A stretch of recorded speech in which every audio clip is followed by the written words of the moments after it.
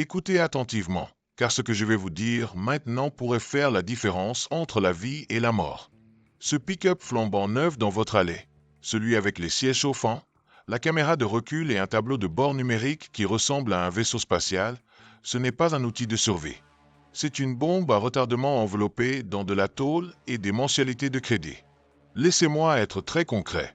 En ce moment précis, pendant que vous lisez ceci, votre véhicule contient 47 modules informatiques différents qui communiquent constamment entre eux. Le calculateur moteur, le module de contrôle de transmission, le système anti-blocage des freins, le contrôle de traction, la gestion de stabilité, la surveillance de pression des pneus. Chacun d'entre eux est un point de défaillance potentiel. Chacun nécessite de l'électricité, des signaux propres et un réseau électrique fonctionnel pour opérer correctement. Imaginez maintenant ceci. Vous vous réveillez demain matin et l'électricité a disparu. Pas seulement dans votre appartement. Partout. Le réseau entier. Paris, Lyon, Marseille, Toulouse, Bordeaux, toutes les grandes villes françaises plongées dans l'obscurité totale. Peut-être est-ce une tempête solaire, peut-être une impulsion électromagnétique de haute altitude, suite à un conflit que personne n'a vu venir. Peut-être simplement une défaillance en cascade de l'infrastructure parce que nous maintenons tout avec du ruban adhésif et de l'espoir depuis 30 ans. Peu importe. La cause est sans importance. Ce qui compte, c'est ceci. Chacun de ces 47 modules informatiques vient instantanément de devenir de la pure ferraille électronique. Votre Peugeot 3008 du concessionnaire Renault. Votre Citroën C5 avec toutes les options. Votre BMW acheté chez le garage Midas. Tous morts. Vous tournez la clé. Rien. Pas même un clic. Parce que les véhicules modernes ne tombent pas en panne gracieusement. Ils ne boitent pas. Ils s'arrêtent complètement, immédiatement. Votre investissement de 80 000 € bloque maintenant votre allée. Et vous ne pouvez même pas le pousser hors du chemin parce que le verrouillage électronique de la transmission ne se désengage pas sans électricité. Mais c'est là que ça devient vraiment intéressant. Même si vous échappez à l'EMP, c'est la complexité qui vous aura. Vous savez ce qui se passe quand un seul capteur tombe en panne dans un véhicule moderne? Le système entier passe en mode dégradé. Vous obtenez 15 chevaux et un tableau de bord rempli de voyants d'alerte furieux. Je n'invente rien. Votre pick-up va littéralement s'auto-paralyser parce que le capteur de recirculation des gaz d'échappement pense que l'air est trop épicé. Et bonne chance pour réparer ça vous-même. Vous avez besoin d'un ordinateur de diagnostic à 4 000 € juste pour découvrir lequel des 17 problèmes possibles est le vrai problème. J'appelle ça le coup de grâce de la complexité. Ce n'est pas dramatique. Il n'y a pas d'explosion. Votre camion devient simplement une décoration de pelouse extrêmement coûteuse. Pendant que vous devez expliquer à votre famille pourquoi le véhicule que vous avez spécifiquement acheté pour les urgences ne fonctionne pas dans une urgence réelle. C'est pourquoi nous allons clarifier quelque chose maintenant. Nous n'allons plus nous tromper. Nous n'achetons plus de véhicules basés sur le marketing, les émotions et ce qui avait l'air cool dans un film Mad Max. Nous appliquons de la vraie science. Nous utilisons un filtre, un test décisif de survie qui sépare les outils fonctionnels des erreurs coûteuses. Les Carter Lewis. Comment savoir si votre véhicule survit ou meurt? Écoutez attentivement, car c'est là que la plupart des gens se trompent. Il existe 4 tests non négociables, 4 filtres qui déterminent si un véhicule est un avantage de survie ou un fardeau. Réussissez les 4, vous vivez. Échouez à un seul, vous marchez à pied. Et être à pied dans un scénario d'effondrement total signifie que vous n'y arriverez probablement pas. Loi numéro 1. Le test de survie électromagnétique. Votre véhicule peut-il survivre si le ciel décide de tuer toute l'électronique? Je parle d'éruptions solaires, d'éjections de masse coronale, d'impulsions électromagnétiques de haute altitude. Ce ne sont pas des scénarios de science-fiction. Ce sont des phénomènes documentés qui se sont produits et se reproduiront. L'événement de Carrington en 1859 était si puissant qu'il a littéralement mis le feu aux lignes télégraphiques à travers l'Europe. Les stations télégraphiques de Paris, Lyon et Marseille ont toutes brûlé la même nuit. Si cela arrivait aujourd'hui, cela détruirait chaque appareil électronique non protégé dans l'hémisphère affecté. Check. 1. Seul. Votre camion moderne échoue instantanément à ce test. Ces 47 modules informatiques sont tous vulnérables. Les puces qu'ils contiennent sont dans le mica. Les seuls véhicules qui passent ce test sont analogiques, mécaniquement contrôlés. Assez vieux pour que l'ordinateur, s'il en existe un, soit assez simple pour être blindé ou remplacé avec des pièces basiques. Nous parlons de carburateur au lieu d'injection de carburant, de pompe à carburant mécanique au lieu d'électrique, d'allumage par distributeur au lieu d'allumage à étincelles individuelles. Loi numéro 2, le standard de réparation avec outils standards. Voici une expérience de pensée. Vous êtes à 100 km de chez vous. Votre alternateur meurt. Vous avez un kit d'outils simples. Quelques clés, des tournevis, peut-être un marteau. Pouvez-vous remplacer l'alternateur vous-même? Pouvez-vous même l'atteindre sans retirer 17 autres composants d'abord? Si la réponse est non, votre véhicule échoue. Parce que dans un effondrement, il n'y a pas de mécanicien. Monsieur Dubois, le vieux mécanicien de Toulouse qui réparait tout avec 3 clés et un marteau, il ne sera plus là pour vous sauver. Il n'y a pas de magasin de pièces avec livraison le lendemain. Il y a vous, vos outils et les connaissances que vous avez ou que vous pouvez apprendre d'un manuel. Le véhicule qui nécessite des outils spécialisés ou un diagnostic informatique est celui qui sera immobilisé à la première panne. Les meilleurs véhicules de survie sont stupidement simples. Ils sont conçus pour qu'une personne moyenne avec des connaissances mécaniques moyennes puisse les réparer avec des outils courants. Pas de logiciel propriétaire, pas de système de sécurité qui vous empêche d'échanger des pièces, pas de composants réservés aux concessionnaires agréés. Juste des boulons et des courroies et des choses. Loi numéro 3, le protocole de flexibilité du carburant. C'est le test que tout le monde oublie. Tout le monde planifie pour le premier mois, personne ne planifie pour l'année 3. Savez-vous ce qui arrive à l'essence qui reste assise un an entier dans un réservoir souterrain de station-service française? Elle se dégrade. Les composés volatiles s'évaporent. Le liquide restant se transforme en vernis. Votre moteur moderne à injection de carburant s'étouffe avec ça et meurt. Mais le diesel. Le diesel est plus indulgent. Les moteurs diesel, surtout les anciens mécaniques, ne se soucient pas autant de la qualité du carburant. Ils fonctionnent sur l'allumage par compression. Ils compriment l'air jusqu'à ce qu'il devienne assez chaud pour enflammer toute substance huileuse qu'ils injectent dans le cylindre. Vieux diesel, diesel contaminé, kérosène, fuel domestique, huile végétale usagée si vous la filtrez correctement. Le moteur n'a pas de préférence gustative. Il a simplement de la thermodynamique pure. C'est de la pure physique.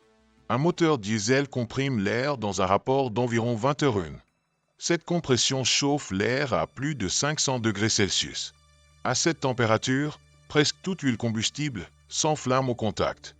Il n'y a pas de bougie à encrasser, pas de capteur délicat mesurant les rapports air-carburant. Juste de la chaleur, de la pression et de la combustion. C'est d'une brutalité efficace. Le véhicule qui exige de l'essence premium fraîche est celui qui devient totalement inutile quand les stations Total, BP, Esso et Shell ferment leurs portes. Et les stations fermeront. Soit parce qu'il n'y a pas d'électricité pour pomper, soit parce que la chaîne d'approvisionnement s'est effondrée. Les derniers camions-citernes quitteront Paris pour Lyon, puis plus rien. Les stations Total de Toulouse et UX Stations, Shell de Marseille, touts vides. Soit parce que les gens qui les possédaient ont décidé que la survie de leur famille était plus importante que votre commodité. Les supermarchés Carrefour, Auchan et Leclerc seront pillés en quelques heures. Les gens se battront pour des conserves dans les allées d'Intermarché.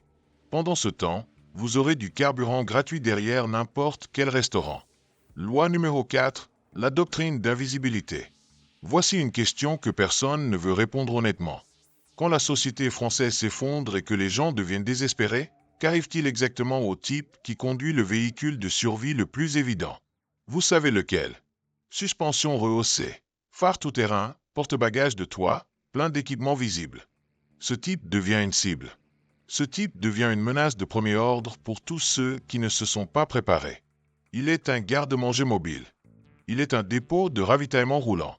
Chaque personne désespérée dans les rues françaises voit ce véhicule et pense exactement la même chose. Si je prends ça, ma famille mange encore un mois entier. Le meilleur véhicule de survie est ennuyeux, invisible, ordinaire. Il ressemble à tous les autres véhicules sur la route. Personne ne lui jette un second regard. Il n'annonce aucune capacité ni ressources. Il existe simplement sans se faire remarquer. Pendant que les camions voyants sont arrêtés à chaque point de contrôle et chaque barrage routier. C'est de la théorie des jeux de base. Dans un scénario de survie français à somme nulle, Être remarqué signifie automatiquement devenir une cible prioritaire. Le véhicule qui vous aide à survivre est celui qui ressemble à quelqu'un qui arrive tout juste à joindre les deux bouts. Quelqu'un qui ne vaut pas la peine d'être volé. Renault 4 litres 1997 à 2001. Le Renault 4 litres est mécaniquement robuste. Aucun contrôle informatique pour les systèmes critiques. Le moteur 845 cc litres est analogique. Pompe à carburant mécanique, allumage basé sur distributeur, transmission simple. Lors d'un EMP, ce moteur survit. Les pièces sont disponibles partout en France. Chaque casse, chaque ferrailleur français a des pièces de Renault 4 litres en stock. Jean-Claude, qui tient la casse automobile à Lyon, en a des dizaines. Pierre, le ferrailleur de Marseille, en a une montagne. Mais la consommation de carburant est brutale. 8 à 10 litres au 100 km. Dans un effondrement à long terme, ça devient un problème. Quand les stations sont fermées et que vous devez rationner, cette soif vous tuera. Citroën Type H, le Survivant Invisible. Le Citroën Type H est le véhicule de survie urbaine ultime. Pas parce qu'il est puissant, mais parce que personne ne le regarde deux fois. Il ressemble à un véhicule de travail. Moyen, ennuyeux, invisible. Vous pouvez l'aménager intérieurement comme vous voulez et absolument personne ne le saura jamais. Plateforme de couchage, stockage d'eau, réserves alimentaires, fournitures médicales, panneaux solaires sur le toit. De l'extérieur, juste un autre fourgon de travail. De l'intérieur, un module de survie complet. Mais les limitations sont importantes. 2 roues motrices, mauvaise consommation de carburant, 10 à 14 litres au 100 km. Absolument aucune capacité tout-terrain. C'est strictement pour la survie urbaine française, pas pour la nature sauvage. Mercedes-Benz Diesel W123, la machine indestructible. Le Mercedes-Benz Diesel des années 1980 avec moteur OM 617 est entièrement mécanique. Aucun ordinateur ne contrôle ce moteur. Le système de carburant entier est contrôlé par une simple pompe d'injection mécanique Bosch. Un EMP pourrait exploser directement au-dessus de cette voiture et le moteur ne le remarquerait même pas. Le moteur OM 617 fonctionne avec presque tout ce qui est combustible et huileux. Diesel normal, diesel périmé, kérosène, fuel domestique français, huile végétale usagée des restaurants. Le patron du restaurant Le Coq d'Or à Paris vous donnera son huile de friture gratuitement. Il doit payer pour s'en débarrasser de toute façon.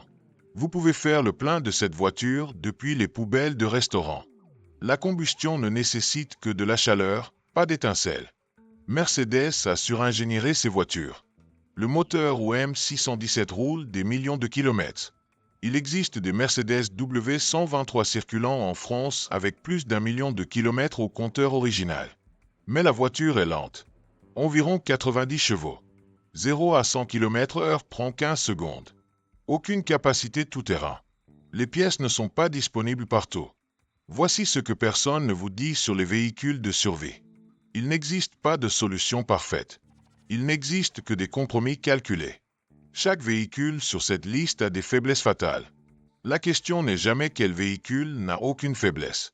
La question est quel véhicule vous tuera en dernier avec ses faiblesses. Le Renault 4 litres boit du carburant, mais il est mécanique. Il est réparable. Il est capable. Le fourgon français est invisible et spacieux, mais il reste absolument lié aux routes pavées. Le Mercedes diesel peut digérer n'importe quoi et rouler éternellement, mais il est lent. Le dénominateur commun ici est analogique, simple, mécanique. La complexité tue. La simplicité serve it. Votre camion moderne avec ses 47 modules informatiques est déjà mort. Il est mort à la seconde où le réseau est tombé. Vous ne l'avez juste pas encore accepté. Ces 3 véhicules de survie roulent calmement devant votre machine de rêve française complètement désactivée. Pendant que vous restez là avec un porte-clés mort dans la main. L'horloge tourne. Faites votre choix. Parce qu'au moment précis où vous aurez réellement besoin de ce véhicule, il sera déjà bien trop tard pour changer. Le réseau électrique français est infiniment plus fragile que vous ne voulez le croire. Une tempête solaire majeure. Une attaque coordonnée. Une défaillance en cascade. RTE, le gestionnaire du réseau français, a déjà averti que le système est à la limite. EDF ne peut pas tout compenser indéfiniment. N'importe laquelle de ces menaces pourrait se produire demain. Et quand cela arrivera finalement, il n'existera absolument aucune deuxième chance. Votre camion high-tech sera une sculpture métallique de 80 000 euros. Pendant que le vieux Renault 4 litres mécanique, le fourgon invisible et le Mercedes diesel continuent de rouler. Ils ne sont absolument pas sexy. Ils ne sont pas rapides du tout. Mais bordel, ils fonctionnent quand rien d'autre ne fonctionne. Et dans un monde où plus rien ne fonctionne, c'est la seule chose qui compte. La préparation commence maintenant. Pas demain. Maintenant. Pendant que le réseau tient encore. Pendant que les pièces sont encore disponibles. Pendant que vous avez encore le choix. Parce que ce choix précis que vous faites aujourd'hui pourrait être la différence absolue entre votre famille française qui survit ou qui ne survit pas. La science n'y mène pas. La physique ne négocie pas. La simplicité mécanique survit. Faites le bon choix. Votre vie en dépend.